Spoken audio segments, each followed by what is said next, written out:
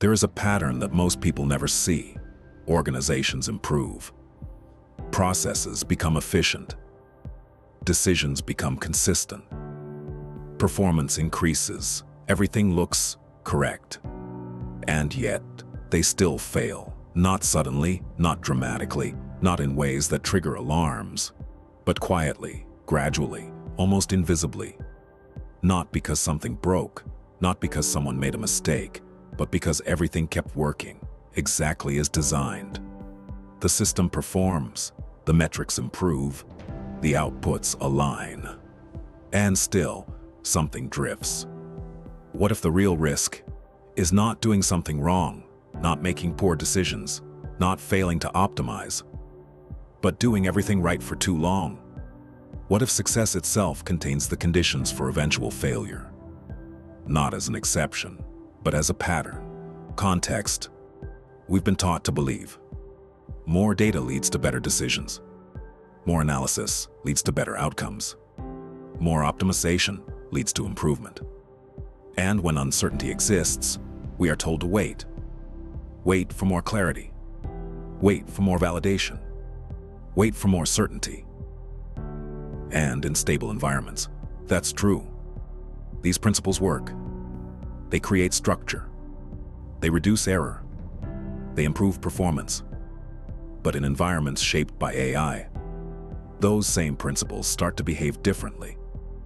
Not because they are wrong, but because the environment is no longer stable. Change accelerates. Feedback loops tighten. Systems evolve faster than they can be interpreted. And under those conditions, what once created advantage begins to create friction. Not immediately, not in a way that is obvious, but gradually, through small shifts that go unnoticed. Until one day, the system is still performing, still optimized, still delivering results, but no longer relevant. And by the time that realization appears, the distance between performance and relevance has already become difficult to close. Section 1. The trap. There is a paradox at the center of progress. The systems that succeed the most become the least prepared to change. Success removes ambiguity. Processes become defined. Metrics stabilize. Decisions become repeatable. And that creates strength. But it also creates something else. Constraint, because over time, the system doesn't just improve. It narrows. It learns what works and filters out everything else. And this is where the trap begins. Blindness does not feel like blindness.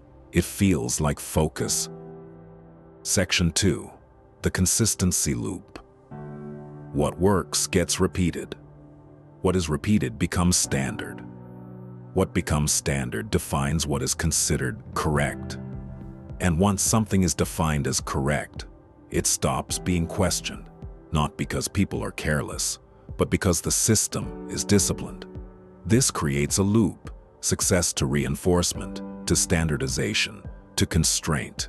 And inside that loop, every decision is rational, every action is justified, and yet the system slowly drifts away from reality. Section 3. When doing everything right fails. Failure doesn't begin when systems break. It begins while they are still working. Metrics improve, targets are met, performance looks strong. But performance measures execution, not direction. A system can be more efficient, more precise, more optimized, and still be moving in the wrong direction. That is the real failure, not poor execution, but misalignment. Section 4. Optimization as a liability. Optimization feels like progress. Less waste, more efficiency, greater consistency. But every optimization does something subtle. It removes alternatives. Every gain in efficiency reduces flexibility. Over time, the system becomes highly effective within a shrinking range of possibilities. This is optimization compression, and it creates a dangerous illusion. Everything improves, while adaptability disappears. Section 5. speed without understanding. Artificial intelligence changes the game, not by making systems smarter, but by making them faster. Decisions are generated instantly. Patterns are identified continuously. Execution happens without pause. And this creates a new problem. The system begins to move faster than it can be understood. This is the execution-understanding gap.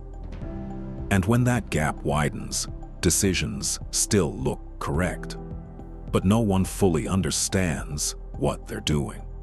Section 6. The amplification of error. Error has always existed, but in slower systems, error is small, visible, and correctable. In accelerated systems, error scales. A small misalignment gets repeated, then reinforced, then embedded. This is the error amplification loop. Error to repetition, to reinforcement, to scale, to drift. And once a pattern becomes embedded, it no longer looks like error. It looks like consistency. Section 7. Strategic blindness. We have more data than ever before. More visibility. More dashboards. More insights. But visibility is not awareness. AI recognizes patterns, but patterns are not meaning. Over time, systems begin to prioritize what can be measured and ignore what cannot. This creates perception lock-in. The system becomes certain about what it can see, while missing what actually matters. Section 8. The hybrid thinker.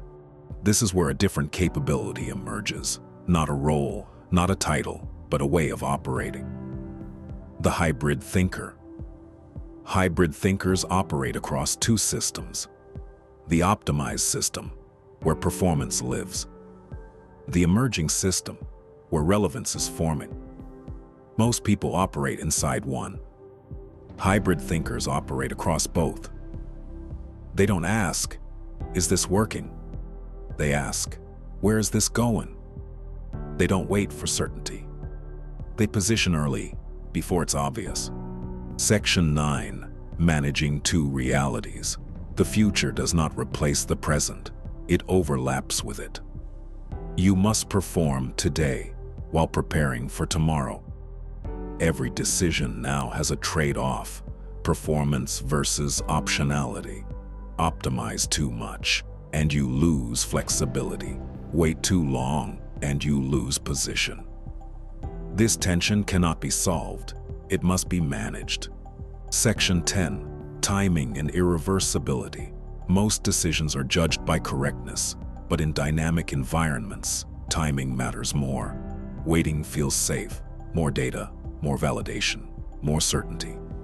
But while you wait, options disappear. There is a point where movement becomes difficult, then impossible. This is the irreversibility threshold. After that, even correct decisions fail. Section 11. Designing for optionality. You cannot predict the future, but you can prepare for it. Optionality is not inefficiency. It is the preservation of movement. The ability to change direction, reallocate resources, respond when needed. Because once optionality is gone, no decision can bring it back. Final section. The real shift. The real shift is this: the advantage no longer belongs to those who are most certain.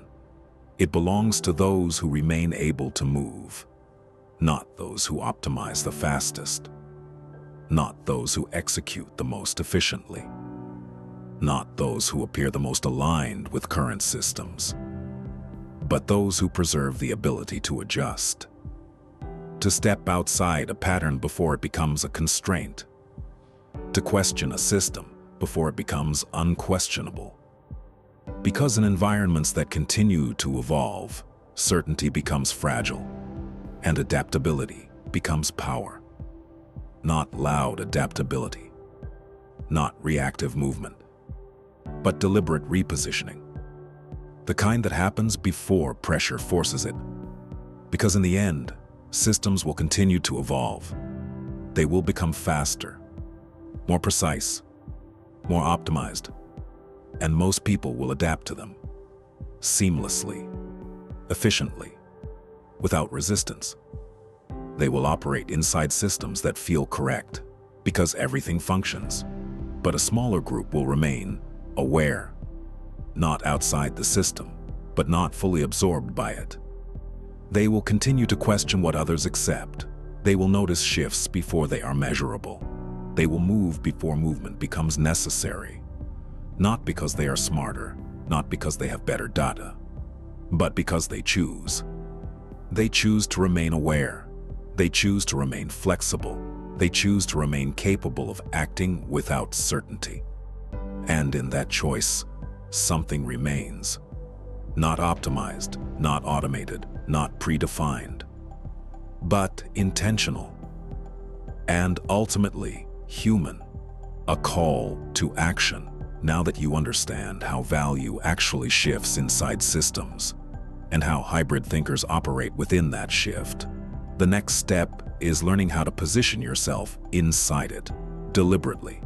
If you're interested in strategic thinking, systems, decision dynamics, professional influence, and the hidden structures behind how outcomes are shaped, subscribe to SRR Strategic Intelligence. This channel is not about surface-level advice. It's about understanding how modern systems actually work and how to position yourself within them. Because once you start to see these dynamics clearly, you don't unsee them. You begin to notice who actually shapes decisions, who gets pulled into critical moments, who becomes central, and why. And that awareness alone changes how you navigate your career. If you found this valuable, like the video, subscribe, and turn on notifications so you don't miss what comes next. This is SRR Strategic Intelligence. Thank you for watching.